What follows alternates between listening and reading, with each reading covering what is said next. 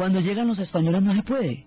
Es en el siglo, de más adelante del siglo XIX, porque en el siglo XIX es cuando, es un siglo muy paradójico, es el siglo que va a permitir el futuro, porque será el siglo de la revolución industrial, de la evolución, de la teoría de la evolución, el siglo que exposará las teorías más importantes que acompañarán todo el siglo XX, y es el siglo que nos permite encontrar el pasado.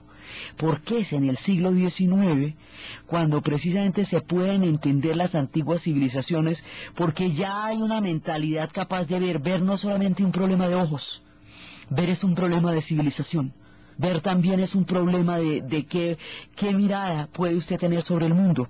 Entonces, en el siglo XIX van a empezar a llegar a descubrir el mundo maya, gente que había ido, que había conocido Egipto, que había estado muy en contacto con la experiencia de lo que había sido el descubrimiento de descifrar todo el mundo de los egipcios. Entonces, ¿cómo les parece que van a llegar? Primero llegan los Indiana Jones, ¿no es cierto? Los valientes, los duros, sí, y estos son muy valientes. Va a llegar un tipo que se llama John Lloyd Stephens. Este tipo, que llega en 1839, primero tiene que comprar Yucatán, tiene que comprar Guatemala por $50, porque que eso era de un señor, y entonces, bueno, ahí fue y la compró y tal. Esto era en esa época así. Y resulta que él va con un tipo que se llama Frederick Catherwood.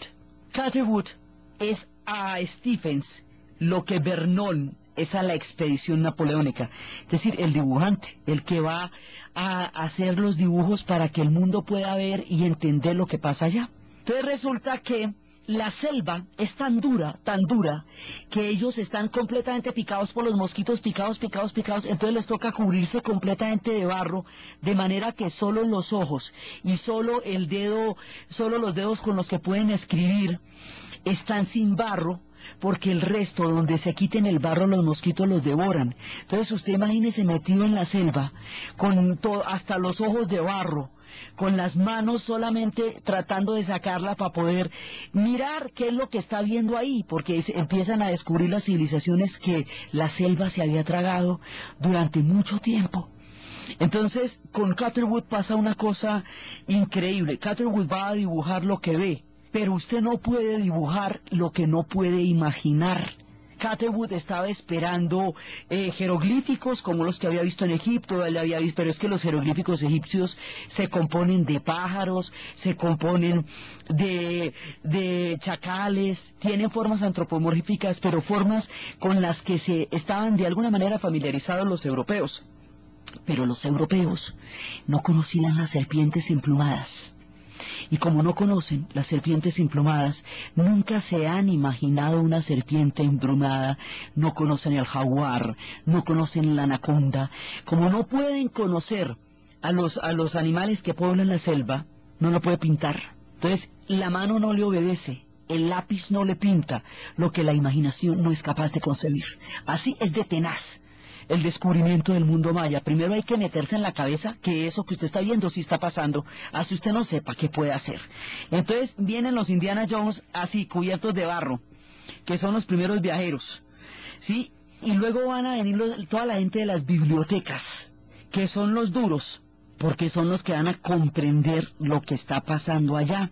Entonces hay un tipo, Pío Pérez, que va a hacer la cronología del Yucatán, el primero que va a poder de alguna manera organizar en el tiempo lo que fue Yucatán. Y resulta que aquí hay una historia increíblemente paradójica. En tiempos de los españoles llegó a Yucatán un hombre llamado Diego de Landa, un obispo. Diego de Landa quemó miles y miles de códices mayas, porque consideraba que esa cultura era demoníaca, porque tenía la mirada del siglo XVI, que era una mirada teocrática, en donde cualquier otra realidad que no fuera aquella que ellos traían por dentro, era necesariamente pagana y demoníaca, y esto, digamos, en contacto con los sacrificios, esto no lo van a entender y van a considerarlo demoníaco. Este tipo destruye una parte fundamental de la herencia maya. Entonces lo van a llamar a cuentas, y le van a decir que por qué hizo eso. Entonces mire la paradoja del destino. Este tipo va a escribir toda una defensa de por qué él destruyó el mundo de los códices mayas.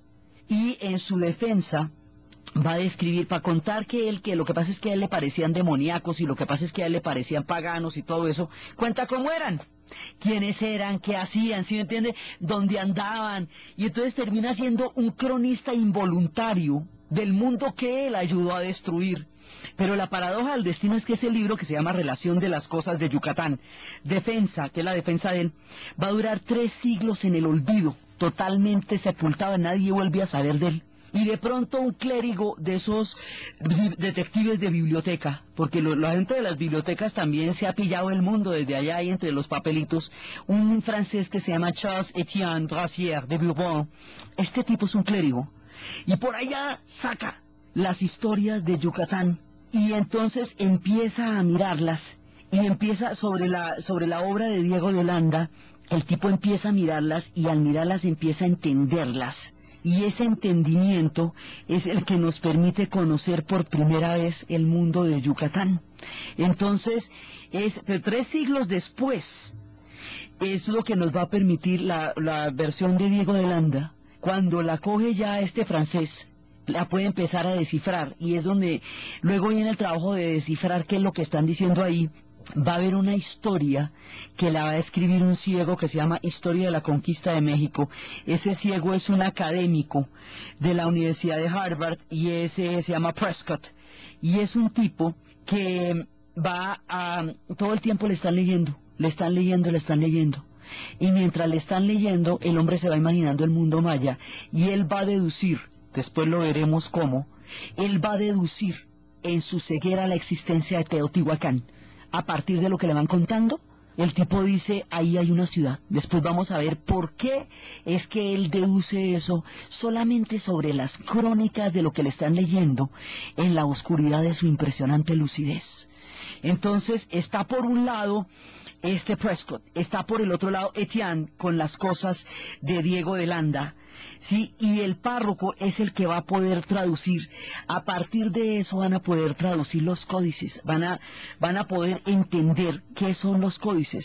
Entonces, finalmente la relación de Diego de Landa termina siendo como la especie de piedra roseta. Involuntariamente, al narrar cuál fue el mundo que destruyó, hizo posible que se pudieran descifrar sus escrituras, las claves de las escrituras.